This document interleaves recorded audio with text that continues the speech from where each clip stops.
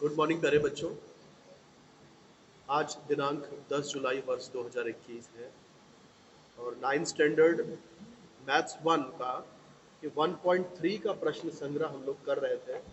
Last time 1.3 कर रहे थे और इसमें मैं आपको समझा रहा था, छठवां और सातवां सवाल समझा रहा था। छठवां मैंने आपको समझा दिया था, सातवां समझा रहा था, लेकिन तब तक छठवां ही चल रहा था अपना, लेकिन वो किसी वजह से पिछली जो मीटिंग थी वो डिसकनेक्ट हो गई थी, इसलिए कंप्लीट नहीं हो पाया था। तो मैं ये सवाल कंप्लीट कर देता हूँ, उसके बाद आगे चलेंगे। क्या दिया है, नीचे कुछ समुच्चय दिए गए हैं और इनका अध्ययन करना है और हमें बताना है कि कौन सा समुच्चय उस समुच्चय के लिए विश्व समुच्चय लिया जा सकता है। तो इसमें मैंने लिखा था ए 5 का गुणज संख्याओं का समुच्चय है। तो ए 5 का गुणज यानी कि 5 की पहाड़े से में आने वाली संख्याएं, 5 दूनी 10, या 15, चौके 20, 5 5 जोड़ते जाइए तो 5 का गुणज मिलता जाएगा। फिर बी क्या दिया था, 7 के पहाड़े की संख्याओं का समुच्चय। तो 7 के पहाड़े, 7 दूनी 14, 7 तरीके 21, 7 चौके 28, 7 7 जोड़ते जाइए, 7 के पहाड़े मिलते जाएंगे। तो ये भी अनंत है, कभी खत्म नहीं होगा। सी क्या दिया था, 12 के गुणज की संख्याओं का समुच्चय। तो सी 12 की गुणज, 12 12 बादुन 24, 12 तिहाई 36, ऐसे 12 12 जोड़ते जाइए तो आपको 12 के गुणज मिल जाएंगे। अब आपको पूछा क्या है कि इन सभी समुच्चयों का विश्व समुच्चय कौन सा लिया जा सकता है। विश्व समुच्चय कौन सा हो सकता है। तो देखो, ये सब किस में, किसके अंदर कौन से समुच्चय में आ सकते हैं। ये सब प्राकृतिक संख्या भी है, पूर्णांक संख्या भी है, पूर्ण संख्या भी है। इसलिए इन तीनों इसको प्राकृतिक संख्या, पूर्ण संख्या, पूर्णांक संख्या, इन तीनों को विश्व समुच्चय के रूप में लिया जा सकता है। इसी में दूसरा क्या पूछा है, पी 4 का गुणज और वो भी पूर्णांक संख्या का समुच्चय। तो पी 4 का गुणज यानी 4 4 का पहाड़ा, 4 का 4, 4 दूना 8, 4 3 12, ऐसे 4 4 जोड़ते चले जाइए तो इस तरह से अनंत गुणज मिलेंगे 4 के। टी क्या पूछा है, टी सभी समवर्ग संख्याओं का समुच्चय। यहीं पर मैं कल समझा रहा था तो वीडियो डिस्कनेक्ट हो गया था। चलिए कंटिन्यू करते हैं। सम वर्ग, ये शब्द है आपके पास, सम वर्ग, यानी सम भी होना चाहिए और वर्ग होना चाहिए। तो 1 का वर्ग करेंगे तो 1 आएगा, वो विषम है इसलिए वो नहीं ले सकते। 2 का वर्ग 4, ये सम है। 3 का वर्ग 9, विषम है इसलिए नहीं ले सकते। 4 का वर्ग 16, फिर 5 का वर्ग 25, विषम है। 6 का वर्ग 36, 7 का वर्ग 49 होता है, 8 है 64। तो जो वर्ग सम है, सिर्फ ऐसे वर्गों को ही लेना है। तो इस तरह से बहुत सारे मिल जाएंगे, अनंत मिल जाएंगे। तो अब इसमें बताइए इसका विश्व समुच्चय क्या ले सकते हो आप। सेम यही आंसर आएगा जो ऊपर आया था। इन दोनों का भी विश्व समुच्चय वही होगा जो 6 का फर्स्ट में मिला था। तो विश्व समुच्चय क्या क्या हो सकता है, नेचुरल नंबर यानी कि प्राकृतिक संख्याएं, होल नंबर डब्लू जिसे लिखते हैं और हिंदी में इसे पूर्ण संख्या कहते हैं, इंटीजर्स जिसे कि हम लोग पूर्णांक संख्या कहते हैं हिंदी में। तो 6 का फर्स्ट भी वही है, विश्व समुच्चय एन डब्ल्यू और आई होगा, और 6 के सेकंड में भी विश्व समुच्चय एन डब्ल्यू आई होगा। अब 7 शुरू कर दें। कक्षा के सभी विद्यार्थियों के समुच्चय को विश्व समुच्चय मान लिया जाए, अगर कक्षा के सभी विद्यार्थी का जो समुच्चय है विश्व समुच्चय, यानी पूरी कक्षा जो है विश्व समुच्चय। गणित में 50% या उससे अधिक अंक प्राप्त करने वाले विद्यार्थियों का समुच्चय ए मान लिया जाए, तो ए का पूरक समुच्चय लिखना है। तो इसको जरा समझिए। 7 सवाल, 7 सवाल क्या है, विश्व समुच्चय किसे माना गया है, कक्षा के सभी विद्यार्थियों को, कक्षा के सभी विद्यार्थी। फिर समुच्चय ए क्या है, समुच्चय ए है कि गणित में 50%, गणित में 50% या उससे अधिक अंक प्राप्त करने वाले विद्यार्थी। समुच्चय ए क्या है गणित में? 50% या उससे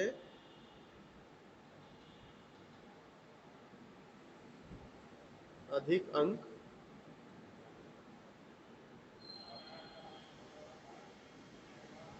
प्राप्त करने वाले विद्यार्थी। अब हमें क्या पूछा है? हमें पूछा है कि ए का पूरक समुच्चय लिखने को कहा गया है। ए का पूरक समुच्चय, ए का पूरक समुच्चय यानी कि ए डैश। मैंने आपको समझाया था कि कोई भी पूरक समुच्चय लिखना है तो क्या कैसे लिखने का है?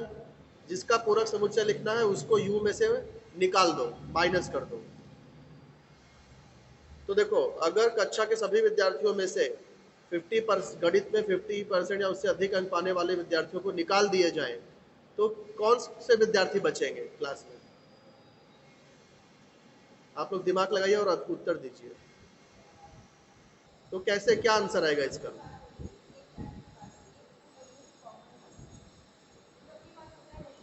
देखो, कक्षा के सभी विद्यार्थियों में इसको माइनस करना पड़ेगा, जैसे मैंने अभी समझाया था। u में से a को माइनस करना पड़ेगा तो ही a डैश आएगा।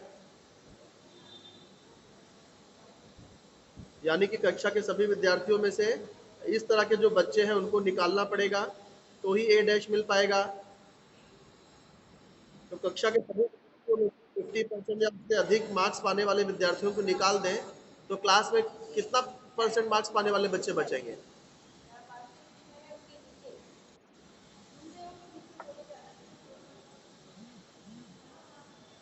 मैं वेट कर रहा हूँ बेटा आपके उत्तर का। गणित में 50% से कम अंक पाने वाले विद्यार्थी उत्तर होगा।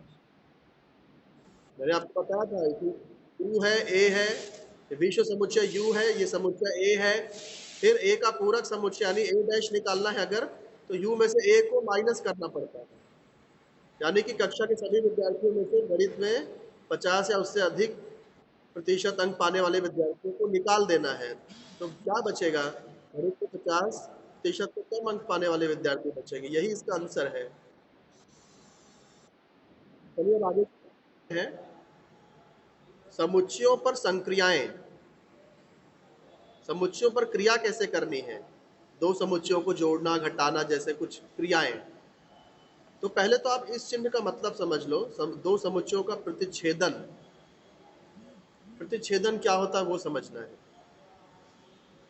देखो, a और b अगर दो समुच्चय हैं तो a और b समुच्चय के जो सामान्य घटक होंगे a और b समुच्चय का प्रतिच्छेदन समुच्चय कहा जाएगा।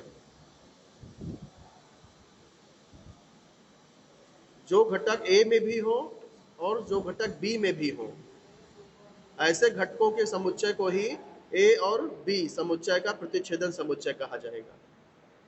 अभी मैं आप डिटेल में आपको समझाता हूं। अच्छा, इसको लिखते कैसे हैं? प्रतिच्छेदन का ये निशान है, इसको कैसे पढ़ेंगे? a प्रतिच्छेदन b, ये उल्टा u जैसा दिख रहा है। a प्रतिच्छेदन b लिखा जाता है। पढ़ते कैसे हैं? a प्रतिच्छेदन b, इस तरह से। इसको कैसे पढ़ा जाएगा? a प्रतिच्छेदन b, इस तरह से पढ़ा जाएगा। अब a प्रतिच्छेदन b होता क्या है? ऐसे सारे घटक जो कि समुच्चय a में भी हो और समुच्चय b में भी हो, ऐसे सभी घटकों के समुच्चय को a प्रतिच्छेदन b कहते हैं। अभी मैं उदाहरण बताऊंगा तो आपको और अच्छी तरह से क्लियर हो जाएगा। जैसे यहाँ पर देख लो,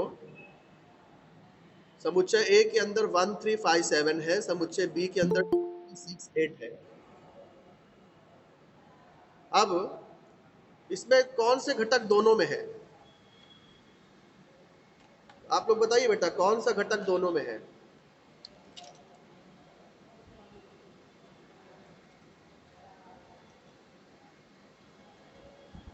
यस, देखो 3 दोनों में है, तो इसलिए यहाँ A प्रतिच्छेदन B कैसे आ जाएगा? 3 आ जाएगा। कितना आ गया? 3 आ गया, क्योंकि 3 दोनों में है। इसको वेन आकृति से कैसे बनाएंगे? ये A, जब कोई घटक कॉमन हो तो ऐसे समुच्चय को हमेशा ऐसे बनाना है कि वो प्रतिच्छेदित करे, कट करे। अब 3 दोनों में आ रहा है, इसलिए देखो 3 को यहाँ बीच में लिख दिया। ये वाला जो हिस्सा है A में भी है ये हिस्सा बी में भी है, तो इस हिस्से में वही घटक लिखना है जो दोनों में हो। तो इसलिए इस हिस्से में देखो 3 लिखा है, फिर ए के अंदर 157, बाकी जो ए बच गया ए में, 3 को छोड़ के जो बच गया वो ए में लिख दिया। फिर 3 बी में देखो, बी में 3 ऑलरेडी लिख चुके हैं, 2 6 8 यहाँ बाहर आ जाएगा।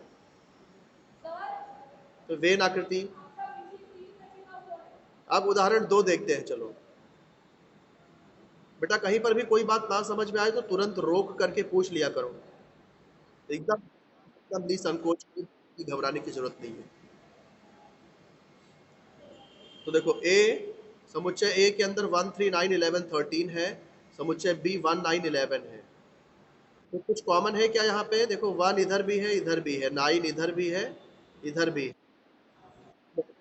इधर, मतलब पूरा का पूरा बी, बी ही इसके अंदर है 1 9 11। तो मतलब दोनों का सामान्य घटक क्या है? 1 9 11 है। तो इसलिए ए प्रतिच्छेदन बी क्या है? 1 9 11। तो इसका मतलब देखो यहाँ पे एक नियम बन रहा है कि अगर कोई समुच्चय किसी भी अन्य समुच्चय का उप समुच्चय हो, जैसे यहाँ पर बी देखो ए का उप समुच्चय, क्योंकि बी ए के अंदर है, तो ऐसे दो समुच्चयों का प्रतिच्छेदन हमेशा वो छोटा वाला समुच्चय ही मिलेगा। समझ में आ रहा है ना बात बेटा? हाँ। तो देखो इसी तरह से जैसे बी अगर ए का उप समुच्चय है, बी ए के अंदर है, तो ए प्रतिच्छेदन बी क्या आएगा? बी ही आएगा।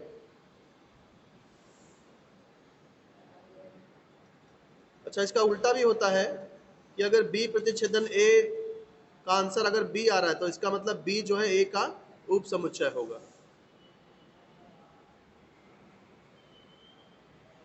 ये कुछ गुणधर्म दिए हैं प्रतिच्छेदनों के, समुच्चय के प्रतिच्छेदन के गुणधर्म। ए प्रतिच्छेदन बी और बी प्रतिच्छेदन ए, दोनों का आंसर सेम ही आएगा, दोनों बराबर रहते हैं। फिर यदि ए बी का पूरक, सॉरी, ए बी का उप समुच्चय है, तो ए प्रतिच्छेदन बी हमेशा ए मिलेगा। जो छोटा वाला समुच्चय है वही प्रतिच्छेदन का आंसर रहता है। ए प्रतिच्छेदन बी अगर बी के बराबर आ रहा है, यही दूसरा ही फार्मूला है, दूसरा ही नियम है ये, खाली यहाँ पर ये ए की जगह पे बी लिख दिया है। ए प्रतिच्छेदन बी अगर बी आ रहा है, तो इसका मतलब बी जो है वो ए का उप समुच्चय हो जाएगा। फिर ए प्रतिच्छेदन बी अगर ए का उप समुच्चय है, तो इसका मतलब ये जो ए प्रतिच्छेदन बी, अच्छा, ए प्रतिच्छेदन बी ए का समुच्चय ए का उप समुच्चय है, और ए प्रतिच्छेदन बी समुच्चय बी का उप समुच्चय। अच्छा, कोई भी समुच्चय और उसके प्रतिच्छेदन समुच्चय का प्रतिच्छेदन हमेशा ये आता है, शून्य समुच्चय आता है, जिसको फाई कहते हैं, फाई।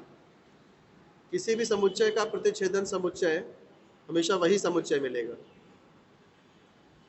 और ये किसी भी समुच्चय का प्रतिच्छेदन समुच्चय शून्य के साथ में प्रतिच्छेदन समुच्चय करे तो शून्य ही आने वाला है, शून्य ही कॉमन होगा। खैर छोड़िए, बहुत ज़्यादा ये इम्पोर्टेंट नहीं है, आगे ये जरा समझ लेते हैं। तो प्रतिच्छेदन समुच्चय में मेन आपको ये समझना है बेटा, सबसे ज़्यादा जरूरी ये है कि कोई भी दो समुच्चय का प्रतिच्छेदन समुच्चय लिखना है तो कैसे लिखने का? जो कॉमन है दोनों में वही प्रतिच्छेदन समुच्चय होता है। प्रतिच्छेदन समुच्चय के बाद में अब हम लोग समझ लेंगे विसंगत समुच्चय किसको बोलते हैं। विसंगत समुच्चय, विसंगत समुच्चय उसको बोलते हैं जिसमें एक भी घटक कॉमन नहीं है।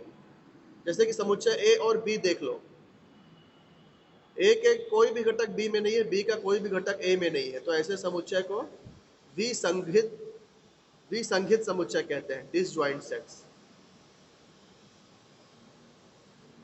यहाँ पर देखो एक कृति दी है, कृति देख के बता सकते हो कौन से समुच्चय यहाँ विसंगत है?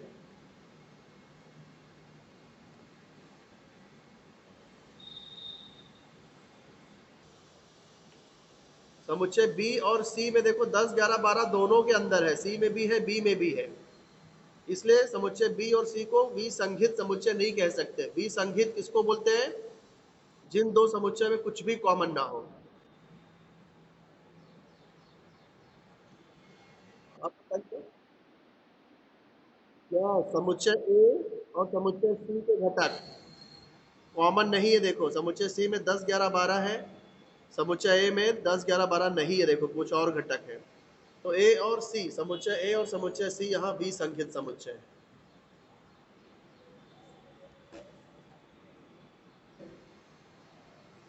अंग्रेजी अक्षरों के समुच्चय, ये विश्व समुच्चय है। अंग्रेजी अक्षर का समुच्चय है, विश्व समुच्चय है। यहाँ पर लाफ, ये लाफ, लाफ जो है एक इस शब्द के अक्षर का समुच्चय है। क्राई, ये इस शब्द के समुच्चय, वेन आकृति से बनाया गया है। ये विश्व समुच्चय जिसमें अंग्रेजी के सभी अक्षर आ गए। ये एक और समुच्चय जिसमें लाफ, लाफ शब्द के अक्षर है। दूसरा एक समुच्चय जिसमें क्राई शब्द के अक्षर है। तो अब ये बताओ कि इसमें इन समुच्चयों में कौन से समुच्चय विसंगत है? क्या ये दोनों विसंगत होंगे, लाफ और क्राय?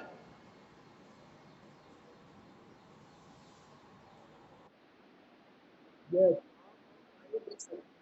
कैसे पता चला विसंगत है?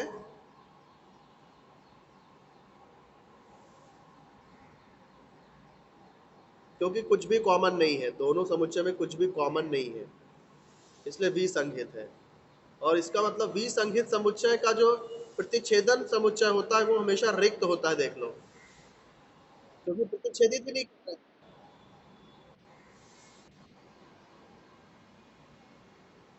तो दो विसंगत समुच्चय का प्रतिच्छेदन समुच्चय हमेशा रिक्त होता है। इनके प्रतिच्छेदन में कुछ भी नहीं है। प्रतिच्छेदन का मतलब क्या होता है? प्रतिच्छेदन का मतलब ही होता है कॉमन। जैसे ये दो सर्कल प्रतिच्छेदित कर रहे हैं, तो ये जो एरिया है कॉमन एरिया है दोनों सर्कल का। लेकिन अगर दो सर्कल प्रतिच्छेदित नहीं कर रहे हैं तो उनका प्रतिच्छेदन शून्य हो गया। इन दोनों का प्रतिच्छेदन 3 आ गया, 3।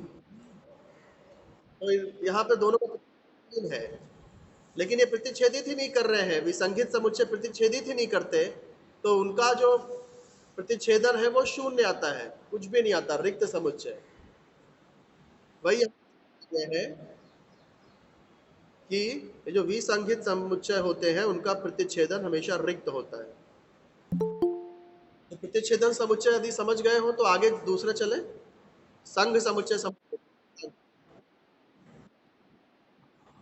देखो जैसे मैंने आपको बताया था कि प्रतिच्छेदन को हम लोग ऐसा लिखते हैं, उल्टा यू जैसा लिखते हैं। प्रतिच्छेदन यानी उल्टा यू, और इसका मतलब ए और बी का कॉमन। अब इसी का ठीक उल्टा होता है संघ। संघ में हम लोग सीधा यू लिखते हैं, प्रतिच्छेदन में उल्टा यू लिखते थे। लेकिन दो समुच्चय का संघ लिखना है तो ऐसा यू लिखेंगे, ए यूनियन बी। यू क्यों लिख रहे हैं ऐसा भी समझ लो, संघ को इंग्लिश में यूनियन बोलते हैं, तो ए यूनियन बी ऐसा पढ़ा जाता है। इंग्लिश में इसे ए यूनियन बी पढ़ते हैं और हिंदी में ए संघ बी, ए संघ बी पढ़ा जाएगा। संघ क्यों पढ़ा जाएगा? क्योंकि यहाँ ए और बी को साथ में लिखा जाता है। एक अगर दो समुच्चय है ए और बी, और अगर ए यूनियन बी लिखना है तो उसमें सारे घटक आएंगे जो ए में भी हो और बी में भी हो। ए और बी के सारे घटक लिखने पड़ेंगे। जैसे यहाँ समझ लेते हैं, समुच्चय ए में -1, -3, -5 0 है। समुच्चय बी में 0, 3, 5 है। तो ए यूनियन बी कैसे लिखेंगे?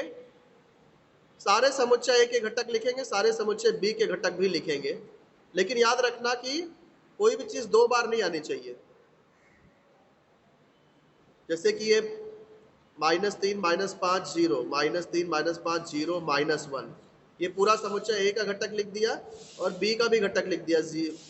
अब 0 देखो दो बार है, ए में भी है बी में भी है, तो एक ही बार लिखना है इसे। तो 0 और ये 3, 5, इस तरह से दो समुच्चय का संघ समुच्चय लिखते हैं। आप चाहे ए यूनियन बी करो चाहे बी यूनियन ए करो, आंसर वही आने वाला है, इसलिए दोनों इक्वल होते हैं। वेन आकृति में कैसे बना सकते हैं हम लोग? वेन आकृति बनाते समय सबसे पहले देखा करो कि दोनों में कॉमन क्या है। जीरो कॉमन है, तो जीरो जो अगर कुछ कॉमन है तो उन लोगों को प्रतिच्छेदित करते हुए बनाओ। समुच्चय ए और समुच्चय बी ये दोनों एक दूसरे को काटेगा क्योंकि जीरो कॉमन है। और जो कॉमन एरिया है वहां पर ऐसा घटक लिखो कि जो दोनों में हो, जैसे जीरो दोनों में हो तो कॉमन एरिया में आ जाएगा। उसके बाद बचा हुआ ये सिर्फ ए में है और बी में जीरो को छोड़ के बचा हुआ सिर्फ बी में है, ये सिर्फ बी वाला हिस्सा है। यहाँ देखो तीन हिस्से हो जा रहे हैं, ये वाला जो हिस्सा है वो सिर्फ ए में है, ये वाला जो हिस्सा है वो ए में भी है बी में भी है, और ये वाला जो हिस्सा है वो सिर्फ बी में है। और पूरा मिला दिया जाए तो ये हो गया ए यूनियन बी, और सिर्फ इस हिस्से को देखें तो ये हो गया ए प्रतिच्छेदन बी। उदाहरण 2 देख लेते हैं। उदाहरण 2, ये यहाँ पर देखो, ये विश्व समुच्चय दिया है जिसे यू नाम दिया है। फिर समुच्चय ए, क्या पहले पढ़ लेते सवाल। संलग्न वेन आकृति में दर्शाए हुए समुच्चय के आधार पर निम्नलिखित समुच्चय को सूची पद्धति में लिखना है। अच्छा, सूची पद्धति में लिखना है, ये वेन आकृति को देख के सूची पद्धति में लिखना है। तो सबसे पहले यू, तो यू के अंदर तो पूरा इस बॉक्स में जितने भी नंबर हैं सब आ जाएंगे, 1 2 3 4 5 6 जो भी नंबर है सब के सब नंबर यू में आ गए। फिर ए में क्या आ जाएगा, ये ए के अंदर जितने भी आ रहे हैं वो सब ए के अंदर आ गए। बी में देखो पूरा जितने भी हैं सब बी में आ गए। ए यूनियन बी में कैसे लिखेंगे, ए यूनियन बी में देखो, इसमें आपको सारे लिखने हैं लेकिन 8 और 10 सिर्फ एक ही बार आएगा। ए यूनियन बी में पूरा ए का घटक लिखना है, फिर पूरा बी का भी घटक लिखना है, सिर्फ 8 और 10 ये सिर्फ एक बार आएगा। देखो पहले पूरा ए का घटक लिखना, 2 4 6 10।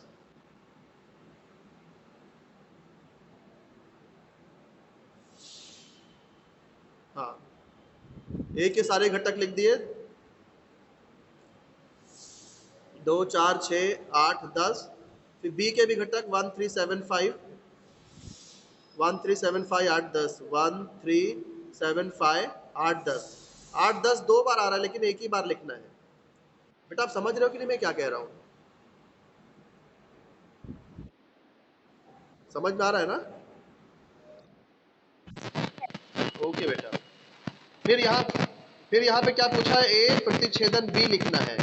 ए प्रतिच्छेदन मतलब बी का मतलब जो दोनों में हो, तो ए प्रतिच्छेदन बी मतलब जो दोनों में हो, तो 8 और 10 दोनों में है तो 8 और 10 लिख दिया।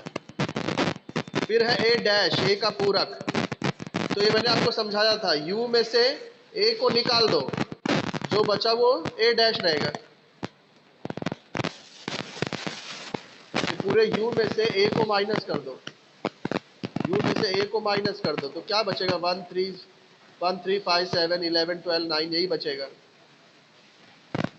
तो 1 3 5 7 9 11 12 यही बचा। फिर क्या है, बी डैश, बी डैश लिखना है तो बी पूरा हटा दो, यू में से पूरा बी हटा दो। बी हटाने के बाद जो भी बचा वो आपका बी डैश हो गया। उसके बाद ये ए यूनियन बी डैश कैसे लिखेंगे,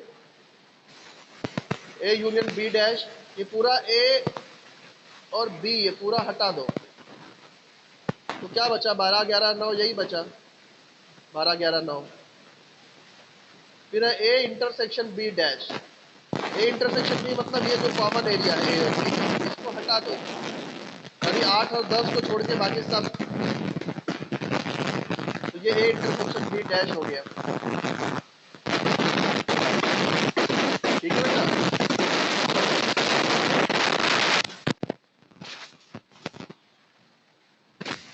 हाँ। तो अब उदाहरण 3 देखिए, समुच्चय ए दिया है और बी दिया है, इस उदाहरण की वेन आकृति देखना है। तो देखो बी टू थ्री, ए में है 2, ए में भी 2 3 है, यानी ए बड़ा समुच्चय है और बी इसके अंदर है, बी के अंदर 2 3 है। तो ए के अंदर 2 3 तो यहाँ कॉमन है तो 2 3 बी में डाल दिया और बाकी 1 4 5 ये बाहर आ गया। समुच्चय ए और समुच्चय ए यूनियन बी में वही घटक है। हाँ, समुच्चय ए में भी देखो वही घटक मिलेगा, और ए यूनियन बी अगर करें तो भी वही मिलने वाला है। ए यूनियन बी का मतलब पूरा ए और बी मिला दिया, तो 1 2 3 4 5, फिर 2 3 वापस लिख चुके हैं तो फिर से नहीं लिखेंगे, तो ए यूनियन बी मिला दिया तो यही मिला। इसका मतलब बी ए का उप समुच्चय है, तो बी यदि ए का उप समुच्चय है तो ए यूनियन बी करोगे तो ए ही मिलेगा, बड़ा वाला समुच्चय ही मिलेगा।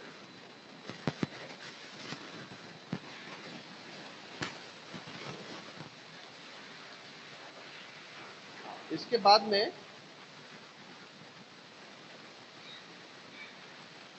एक सूत्र है बेटा जो आपको समझना है।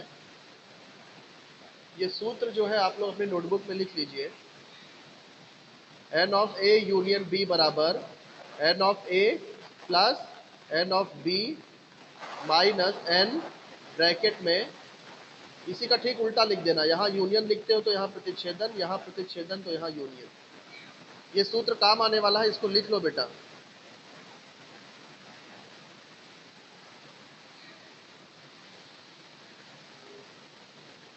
अब ये एन ऑफ ए का मतलब क्या है वो जरा देख लो।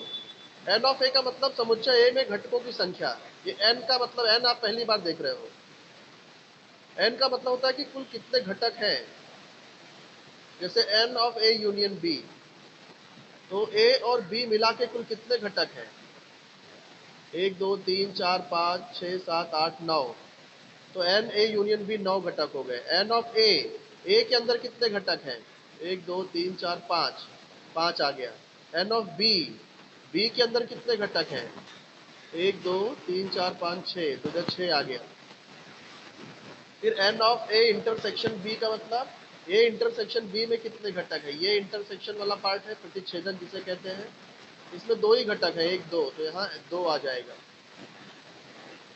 तो इसको यदि आप इस सूत्र में स्थापित करोगे इन मान को, तो आप देखोगे कि ये दोनों आंसर बराबर आएगा। जैसे एन ऑफ ए में एन ऑफ बी को जोड़ दो, उसके बाद n of A intersection minus कर दो, तो n of A union B का जो आंसर होगा उस पर उतना ही आंसर आएगा। तो इसलिए इस सूत्र को याद रखना, आगे काम आने वाला है। तो ये लेक्चर मैं यहाँ पे स्टॉप करने वाला हूँ। पहले बता दो कितने लोग जुड़े हुए हैं। तो आज जो मैंने सवाल, जो भी चीज़ें समझाई है, उस पर आधारित जो सवाल है वो 1.4 पर मिलेंगे, जो कि मंडे के वीडियो में हम लोग करेंगे।